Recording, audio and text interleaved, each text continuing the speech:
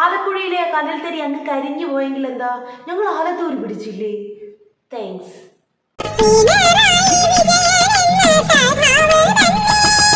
നാട്ടുകാർക്ക് അറിയാവുന്ന കാര്യമല്ല അല്ലേ.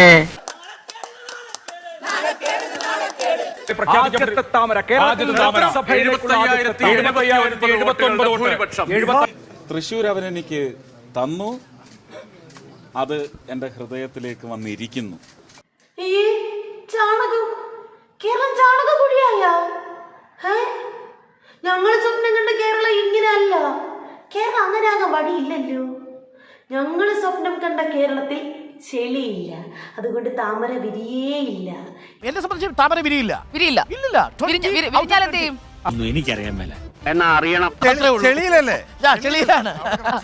കേരളം അങ്ങനെ ചെളിയല്ല. എന്താണ് അങ്ങനെ പറയുന്നത്? ഇങ്ങനെയാണ് നിന്ന് വോട്ട് എണ്ണുന്നത് വരെയുള്ള തള്ള്. ഞാൻ നേരത്തെ പറഞ്ഞല്ലോ, സുരേഷ് ഗോപി എന്തോ വലിയ തോതിൽ തൃശ്ശൂരിനെ മാറ്റിമറിച്ച് കളിയുന്നുള്ളൊരു വ്യാമോഹത്തിലായിരുന്നു BJP. ഇപ്പോൾ നീ ആരോടാ കളിക്കുന്നറിയാവോ? മന്ത്രിയോടാ. ഏതായാലും അദ്ദേഹത്തിന്റെ ഗ്രാഫ് ദിനം തോറും കുറഞ്ഞു വരികയാണ്. അപ്പോ നല്ല രീതിയിൽ ഒരു പരാജയ അവസ്ഥയിൽ എത്തി നിൽക്കുന്നു എന്നുള്ളതാണ് ഇപ്പോഴത്തെ അവസ്ഥ. ഒന്ന് ആഞ്ഞു പിടിച്ചിരുന്നെങ്കിൽ NDAക്കും പിന്നിൽ പോകായിരുന്നു നമ്മുടെ ഇടതുപക്ഷത്തിന്. ഇങ്ങ് കേരളത്തിൽ ജസ്റ്റ് മിസ്സാണ്. എന്തായാലും നിരാശപ്പെടണ്ട, അടുത്ത തവണ സെറ്റ്. ഗോപന്തിനിക്ക് മറുപടി, നമ്മളെ മുഖ്യമന്ത്രിക്ക് മറുപടി.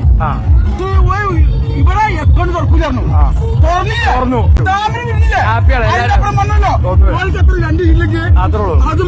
സുരേഷ് ഗോപി പറയുന്നത് പോലെ തൃശ്ശൂരിനെ അദ്ദേഹം അങ്ങ് എടുത്തതല്ല. തൃശ്ശൂരിനെ തൃശ്ശൂർ ജനത അദ്ദേഹത്തിന്റെ കയ്യിലങ്ങ് വെച്ചു കൊടുത്തതാണ്. എന്തായാലും ഇനി തൃശ്ശൂരിന്റെ ടൈമാണ് എന്ന് പറഞ്ഞാൽ മതി. MPക്കല്ല, കേന്ദ്രമന്ത്രിക്കാണ് ഞങ്ങൾ വോട്ട് ചെയ്യുന്നത് എന്ന് പറഞ്ഞുകൊണ്ടാണ് തൃശ്ശൂരുകാർ സമ്മതിദാനാവകാശം വിനിയോഗിച്ചത്. എന്തായാലും അത് അങ്ങനെ തന്നെ വരുമെന്ന് പ്രതീക്ഷിക്കാം. എന്തായാലും തൃശ്ശൂരിന്റെ തലവര മാറാൻ പോകുന്നു എന്ന് പറഞ്ഞാൽ മതി. കാരണം അദ്ദേഹം അങ്ങനെയാണ് തോറ്റപ്പോൾ പോലും തൃശ്ശൂരിനെ കൈവെള്ളയിൽ കൊണ്ടു നടന്നത്. അപ്പൊ ജയിക്കുമ്പോഴുള്ള കാര്യം പറയേ വേണ്ടല്ലോ. ഇനി ഞാൻ അതെടുത്ത് തലയിൽ വെക്കും. കിരീടമാണോ ലൂർദ് മാതാവിന് കൊടുത്തത്, അതേ ഡിസ്ക്രിപ്റ്റിലുള്ള അതേ നറേറ്റീവിലുള്ള ഒരു കിരീടമായിട്ട് തൃശ്ശൂരിനെ ഞാൻ എന്റെ തലയിലെടുത്ത് വെക്കും. പിന്നെ നമ്മുടെ ഇടതുപക്ഷം രാജ്യം ഭരിക്കും കേട്ടോ. പ്രധാനമന്ത്രി അവര് നേരത്തെ തന്നെ മുന്നിൽ കണ്ടിട്ടുകൊണ്ട് എങ്ങനെ കൂട്ടിയിട്ടും ഒരു 5 കടക്കാൻ പറ്റുന്നില്ല.